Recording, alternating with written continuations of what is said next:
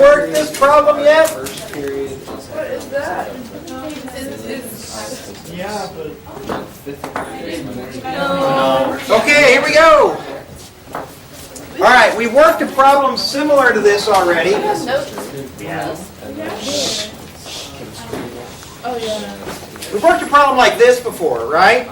And the deal is, I think one of these we had a spring in between them. So we know the force is mg. Force is what? Mg. In this case, moving. Ah, yes, yes. Okay, here we go, everybody. When we have objects that are connected somehow or another, it's called coupled motion, when objects are connected together. All right? If the objects have the exact same acceleration, okay, you can combine them into one single free body diagram if you like. All right? Like, for instance, this one right here, we could draw it as one single free body diagram. M1G, M2G, normal number 1, normal number 2. And if there were two frictions, there would be friction number 1, or 2, and friction number 1. All right? So we could have all those forces, no big deal. We could have them all together. Now, what force? There's a force that acts between these two objects that I have not shown. Tension. And that's the tension. All right, here's the reason why when you have it all together, you don't include the tension. Because there's going to be a tension this way, and there's going to be a tension this way, and these two tensions are because of the same rope. They're going to be equal and opposite. So therefore, if I was to add them into the problem, they are what we call internal forces because they are acting on different parts of the same object, and so they're going to cancel each other out. Okay? So they disappear from the free body diagram. If you want to know what the tension is, you have to separate the object apart. Okay? So like for instance, in sports medicine, if they're trying to figure out if the way you walk is damaging your knee, they cannot draw on the computer a free body diagram of your entire body. They must separate out your leg from the rest of your body in order to model what the force is at that point. Does that make sense? Because the force is internal inside your body, and so it's not an external force acting on you.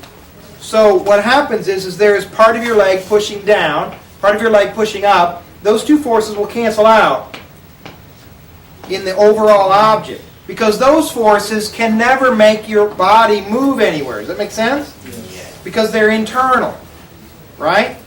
In order for you to move somewhere, you have to have a force from the outside moving you. Does that make sense? Yes. All right.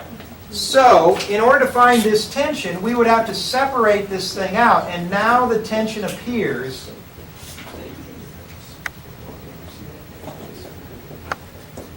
Now the tension appears, and now I could figure out what tension is.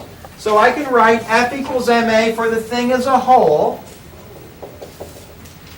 or I can write F equals ma for just this part, or for just that part, if I wanted to. So I could write 3 free body diagrams for this one, if I wanted to. All right? The key thing is that the acceleration of these two objects here is the same as the acceleration of this object. That's what ties the two problems together. All right? Now, you can do the same thing here.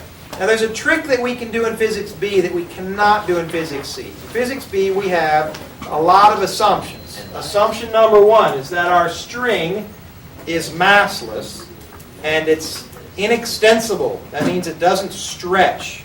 All right? So it's a massless, inextensible string. So we don't have to worry about it being rubbery or lots of mass in it. Now, if it's a chain or like a rubber band, that wouldn't work for us, right? Because we couldn't model that very well. Okay? The other thing we assume is that our pulley is a magical pulley of science. That it's massless and it has no friction. Okay? So like for instance, if this is my pulley and there's a tension on it from this rope this way, and there's a tension on it from this rope this way. Okay? If this pulley has mass, Okay? And if these two tensions are the same, then that pulley will not start to turn. Does that make sense? If it has any friction at all, or any mass at all, then if these two tensions are the same, it's just going to sit there, right? Not going to do anything. In order to make it to start to move one way or the other, one of these tensions has to be bigger than the other one, and then it would start to go around this way, right? Okay. Now, we'll talk about how to handle that in Physics C. It involves rotational motion, and we're avoiding rotational motion just yet. Okay? We'll talk a little bit about torque, but we won't talk about full rotational motion just yet. Okay?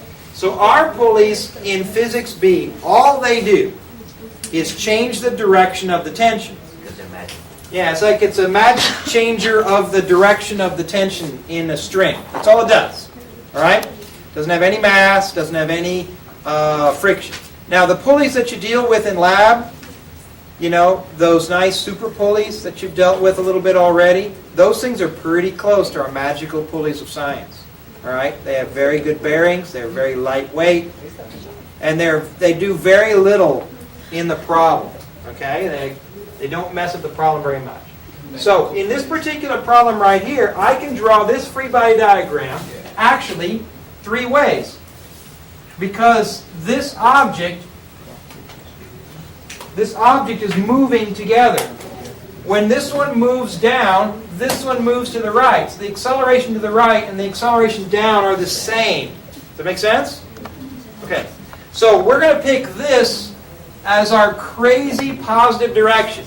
This stuff moving to the right is positive, and this stuff moving down is positive. Okay? So here's what I want you to do. I want you to draw 3 free body diagrams. Draw a free body diagram that looks like this when the thing is all together. Draw a free body diagram of just the top one. I'll call this mass 1. And this one mass 2. And so I draw a free body diagram of them separate. Okay? So do that for me, please. All the forces. We're assuming there is friction on the surface, though? And let's assume that there is friction. Let's make it as complicated as we can. So assume that there's friction. All right? All right. We need some volunteers. Volunteer number 1. Pick a free body diagram. That's just one. Ah, you're the ringer. Oh. Melanie. Melanie. Oh my god, you hit me. Oh. Oh, shoot. Selena. Melanie. Why is he looking that way? You got my names wrong. No, you're just trying to I show was like, them. why is he looking that way? Now you just did it on purpose. All right. We choose which one. Yeah, choose one quick. I thought third one. Oh, you got the third one. They're all easy. I don't feel like you're...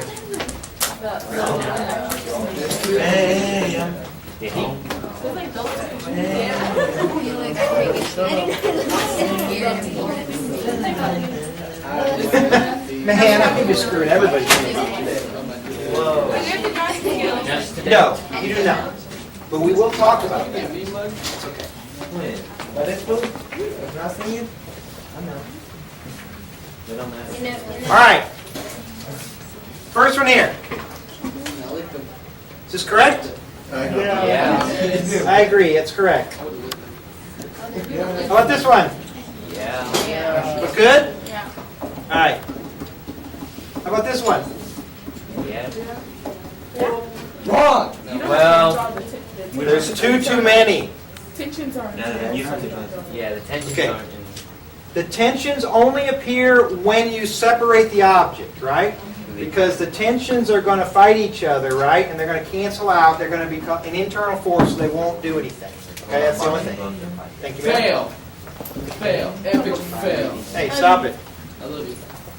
Mr. Brun. Yeah. But can't you write the tensions, but just make them equal to each other so they don't? Now, technically I was right. there is a tension here and there's a tension here, but those two tensions are going to cancel. That is correct. But there are all kinds of forces inside these objects, right? Like, is there forces in your neck? Yeah. Yeah. Are there forces in your shoulders? Sure. In your knees? Ankles? Yeah. We don't want to draw all those, right? Because they're all going to cancel out, right? Because they're internal to your body. So So we're only going to draw external forces, all right? Because all those other ones are going to cancel out. All right, so here we go. Now the question was, Selena asked, do these have to be to scale? If we were going to draw them to scale, which one should be bigger? MG because it's going downward, yeah. Okay, it's going to accelerate this way, so mg would be bigger. Okay? How about here? T would be greater. Tension. T should be bigger than this one, right? But these two should be the same. And we know that one equals that one, right? Okay.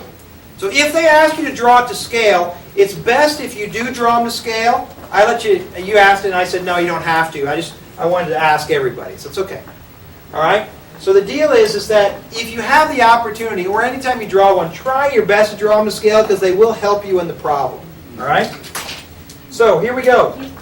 I would like for you to write F equals MA for this one. Okay, we've drawn a free body diagram. What's the next thing we always do? Acceleration. Is it accelerating? And what's And then set your coordinate system. So what way is it's accelerating down? So which way are you going to have positive? Downward. Down. So this is our coordinate system here, right? So what's this going to look like? mg minus ft. Very good. mg, I guess we should do m2g minus tension equals m, which m? 2. M2, right? M2a. There we go. Can we do any better than that, or are we done? We're done. Okay, let's write F equals ma for this one. Okay, which way is it accelerating? To the right. To the right. So to the right should be positive, probably. It's easiest on us. So what's F equal ma going to look like here? Tension E minus force of Yeah. m1a. M1a, because it's only M1 in that drawing, right? Of course. Okay, now, can we do better than that? We could. Because it's kinetic friction. Is it static or kinetic friction? Kinetic. Kinetic. So can we do better? Yeah.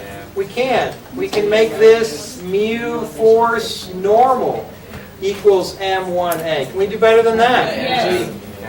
mg, because we know these are the same, right? So we get T minus mu m. Which m? M1. So you can M1. eliminate your M1. G equals M1a. So now we have this one. No, that's right. We have this one. But I don't want to know those. I want to know, because here's the thing. I know that, and I know that, and I know that. I know this, and I know this, and I know this, and mu was given as well. So I have T, tension, and A, acceleration, unknowns. How do I fix them? System of equations. System of equations, which you can solve any which way you desire with system of equations, and probably for us, probably solving for T and substituting in, or solving for A and substituting in is probably the easiest way for us to solve this. Or If I solve this for T, I get T equals M. m2g minus m2a. Very good. And then I can take that and plug it in here, and when I plug it in here, I get m2g M. minus m2a minus mu m1g equals m1a. all right? But if I want to find what A is, Cancel all the m's. can I cancel all the M's? Oh, no, no. Oh, they're different M's, right? No. So this time we're stuck. We can't cancel those M's. But I can move this to the other side. When I do, I get plus M2A. When I move this to the other side, and then I can undistribute, and I get M1 plus M2 equals A. And so therefore, A would equal, lots of algebra, right? m2g minus mu m1g over m1 plus That'd be about as hard as we could make it, and you still be able to complete it on an exam, right? Yep. Okay, I want you to notice, once we get to here and here, that really is the hardest part. Because from here on, it's just algebra crunching, right? Okay, now let me show you a little trick. By the way, if we wanted to find tension now, what would we do?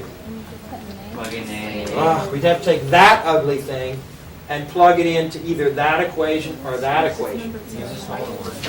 Yeah, I'd use the smaller one too, probably. Now, one thing they'll probably do on the test to make life easier, they'd probably do something like this. They'd probably make this M and probably this like 2M or something like that. All right. Remember this problem, because we're going to finish it up next time. All right? I'm going to show you a fast way to get acceleration.